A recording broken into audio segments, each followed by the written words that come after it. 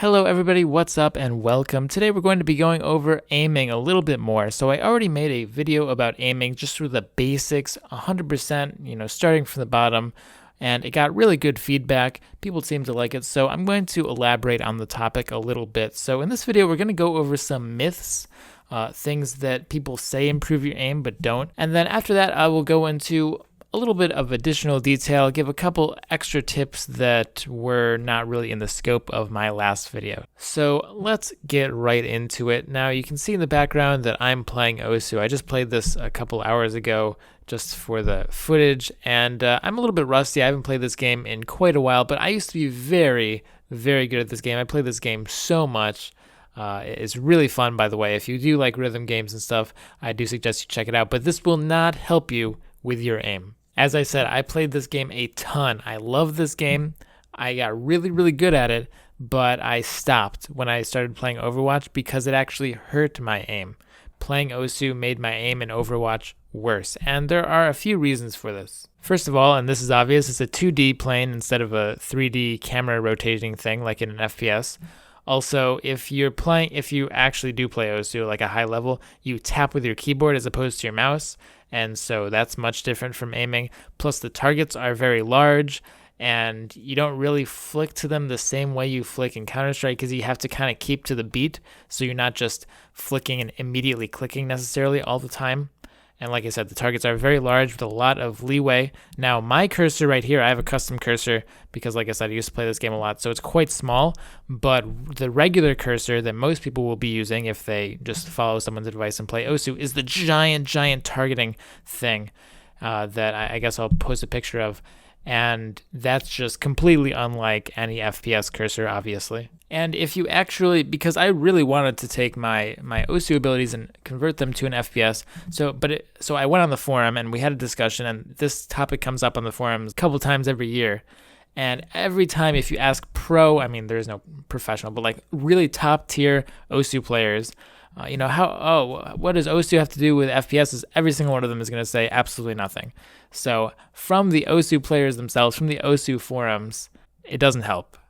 So take their word for it. Take my word for it as an Osu player. Osu does not help you in FPS aim. Now, by extension, this also means that all of those 2D flash games that are supposed to improve your aim by clicking on the dots or whatever, those don't work either. Those are even worse because, first of all, you're not using raw input anymore because Osu uses raw input, so do FPS games. But this uses the Windows shell mouse, which is even less accurate compared to what you're going to be seeing in the game.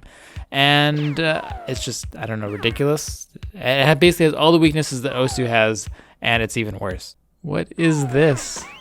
This is impossible. What? Oh my gosh. I feel like, I feel like this is just a troll. Like, they're not even trying. This is just straight up intended to troll people. Oh my gosh.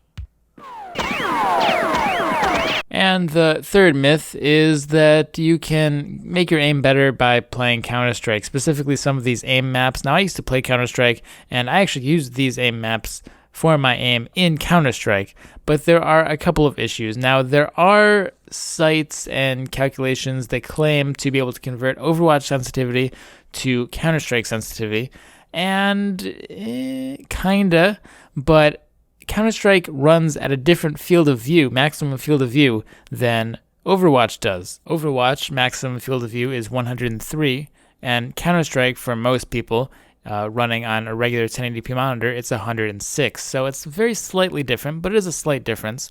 Also, of course, the movement is completely different.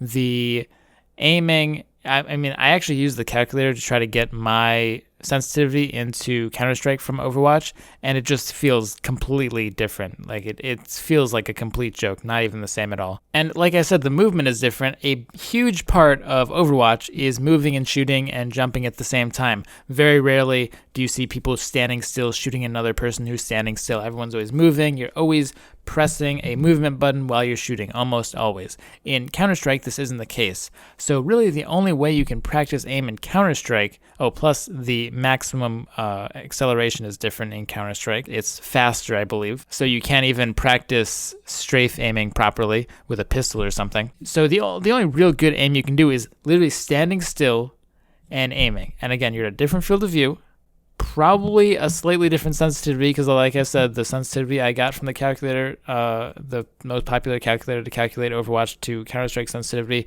it feels very, very off. So that you're not really going to be getting a good practice experience out of that. And if we jump into a deathmatch, well, again, the movement is completely different. You're not playing anywhere near how you're playing in Overwatch, and just the way you aim is different. Even if you try to practice with an op to be kind of like Widowmaker, it's, again, completely different. The field of view is different. You have to somehow get the scope to be exactly the same field of view as your Widow scope, which is very, very difficult to do, almost impossible. And then also get the scope sensitivity the same. And then, even then, you're moving at a different speed. You can't do the same jumping stuff. You're shooting at targets that are different sizes. So it just is nothing. It's not the same at all. Practicing in Counter-Strike is not going to help you to any really huge degree in Overwatch. And of course, this would extend to pretty much any other FPS, because no other FPS has the exact same field of view with the exact same movement and the exact same everything. Because aiming is not just about the being able to put your cursor on someone's head. That's only a little bit of it. And for certain heroes, it's more than others. And so I had a few people asking me how you could practice tracking with Tracer. So obviously the exercises I gave in my last video are not super applicable to a hero like Tracer. Why is that? Well, only a small portion of aiming with a hero like Tracer that's super tracky is the actual clicking on their head, going over and clicking on them like that. That's only a small part. A vast amount of the skill required to aim with a tracking hero like Tracer is prediction, and that's why the robots are so easy for Tracer, because they move in a roughly straight line, mostly easy to predict. They're not a real player. What I mean by this is that when you aim with Tracer, you don't actually, even if you think you are, you don't actually follow their movement perfectly, because no one has reflexes like that. No one's following it. In reality, with the robots, you're actually going to be leading it, because you already know where they're going to go. So instead of following like this, you are actually leading out in front and correcting backwards. And that's how you need to do it when you're aiming in game as well. That's why if you're practicing Tracer, you have to be practicing in a game.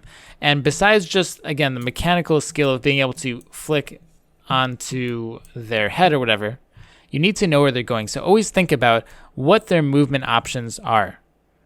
They can obviously go left and right. You don't care about front and back, because they're going to be staying in the same plane if they're going front and back. And also if they jump. Now, jumping is something that you should love as a Tracer player. If you don't like jumping, that means, if you have a hard time, that is, hitting someone who's jumping, that means that your aiming is reactive. You're following them. You're not thinking about where they're going to go. If your aim is mostly predictive, you're going to like jumping, because jumping has a very easy to follow arc to it. Like if I can 80-80 spam back and forth, and there's very little acceleration in this game. You can just kind of do whatever. But when you jump, suddenly there's a ton of acceleration. You can't go back and forth so easily.